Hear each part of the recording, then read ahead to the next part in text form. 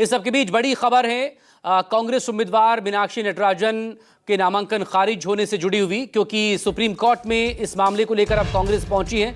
आज याचिका दाखिल की गई थी इस मामले में सुनवाई को लेकर, लेकिन आज सुनवाई टली है। कल इस मामले में सुप्रीम कोर्ट में सुनवाई होगी। तो नामांकन रद्द होने को लेकर कांग्रेस सुप्रीम कोर्ट पहुंची हुई है। मीनाक्षी नटराजन से जुड़े मामले में फिलहाल सुप्रीम कोर्ट में सुनवाई टली है। आज के लिए कल इस मामले में सुनवाई होगी।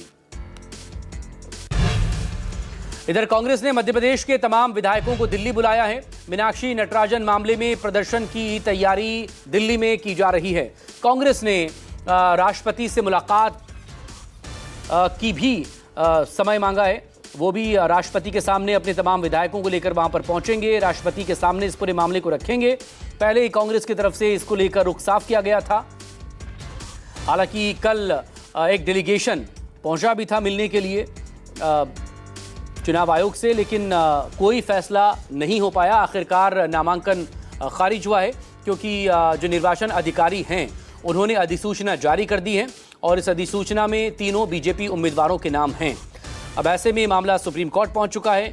दूसरी तरफ कांग्रेस दिल्ली से लेकर मध्य प्रदेश तक इसको लेकर प्रोटेस्ट भी कर रही है। तमाम कांग्रेस मध्य प्रदेश के जो विधायक हैं उन्हें दिल्ली बुला लिया गया है।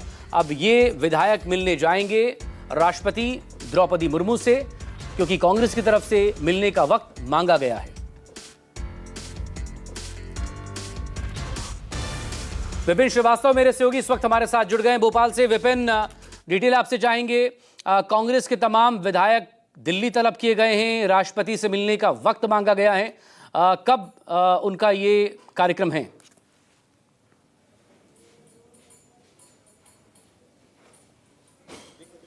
कल पहुंचेंगे तमाम विधायक जो 62 विधायक हैं मध्य प्रदेश के, और राष्ट्रपति से समय मांगा गया है उससे उसी हिसाब से यहाँ से उनसे मुलाकात भी करेंगे।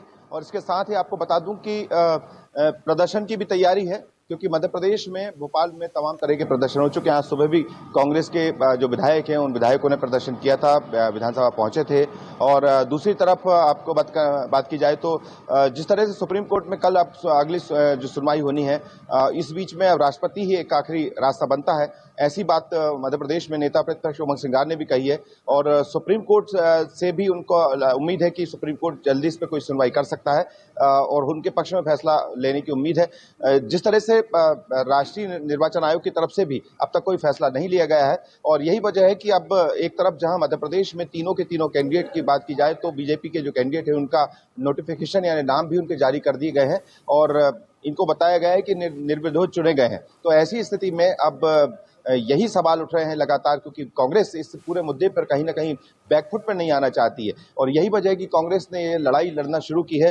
निर्वाचन आयोग से शुरू किया, भोपाल में बात की गई, अब दिल्ली में भी जो जिस तरह सुप्रीम कोर्ट का दरवाजा खटखटाया गया है उसी तरह राष्ट्रपति से भी इस तरह की मांग करेंगे। इस मामले में सबसे पहले तो जो निर्वाचन के सर्टिफिकेट हैं जो है वो तीनों ही कैंडिडेट के उन पर फिलहाल रोक लगाई जाए, और जो डिक्लेरेशन देना है उस पर रोक लगाई जाए। साथ ही ये भी मांग की जाएगी कि इस मामले में निष्पक्ष कार्रवाई होनी चाहिए। जिस तरह से लगातार ये बात सामने आ रही है, अब से कुछ देर पहले हमारी नेता प्रतिपक्ष उमंग सिंगार से भी बात हुई थी। उनका कहना है कि उनको लगता है कि कहीं ना कहीं जो गलती हुई है, रिटर्निंग ऑफिसर ने जल्दबाजी में फैसला लिया है, क्योंकि बहुत कम वक्त दिया था। जिस वक्त ये पूरी कार्रवाई चल रही थी परसों के दिन, जब मीनाक्षी नटराजन उस वक्त मौजूद थी विधानसभा में, रिटर्निंग ऑफिसर ने बुलाया था स्क्रूटनी के लिए, तब बात यही थी। उस वक्त उमंग सिंगार भी थे, खुद बड़े नेता भी थे, जीतू पटवारी भी उस वक्त थे। उनका कहना है कि थोड़ा वक्त और मिलना चाहिए था। जैसे अगर 24 घंटे का वक्त मिलता तो इसमें आगे चीजें हो सकती, लेकिन रिटर्निंग ऑफिसर ने बहुत तेजी से महज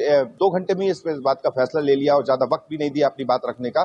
तो यही वजह है कि अब कांग्रेस, चूंकि देखिए सीधी सी बात है कि मध्य प्रदेश में जो सीटों का आंकड़ों की बात की जाए तो 3 सीटें खाली हुई थी, जिसमें 2 सीटें बीजेपी के खाते में थी, क्योंकि उनके पास इतना वोट है विधायकों का, और कांग्रेस के पास वोट होने के बावजूद भी 62 कांग्रेस के विधायक हैं और 62 ही उनके पास वोट होने के बाद भी 58 का जो आंकड़ा होता है एक सीट के लिए, वो आप कर सकते थे। लेकिन ऐसी स्थिति में जो अचानक नामांकन रद्द करने को लेकर आपत्ति जताई जाती है बीजेपी के नेताओं की तरफ से, और उसके बाद इतनी ही तेजी से इस बात पर फैसला होता है कि रिटर्निंग ऑफिसर ये कहते हैं कि नामांकन रद्द कर दिया जाता है, तभी से सुखबाहट तेज होता है।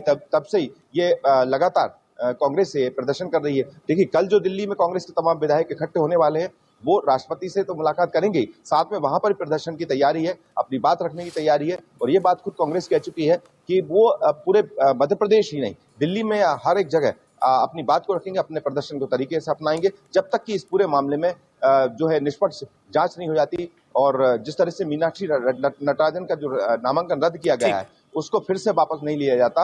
और इस पूरे मामले में कांग्रेस तब तक हार नहीं मानेगी। और यही वजह है कि कांग्रेस के तमाम नेता, यहाँ जीतू पटवारी मध्य प्रदेश कांग्रेस के अध्यक्ष भी इस वक्त दिल्ली में मौजूद हैं, क्योंकि एआईसीसी की मीटिंग में उनको बुलाया गया था। इसके साथ ही प्रदेश प्रभारी हरीश रावत भी वहीं पर हैं। और अब जो तैयारी है, शाम तक यहाँ पर नेता प्रतिपक्ष तमाम जो विधायक हैं। ठीक है विपिन, बहुत शुक्रिया तमाम डिटेल के लिए। आप नजर बनाए रखें, अपडेट के लिए आपसे फिर बात करेंगे।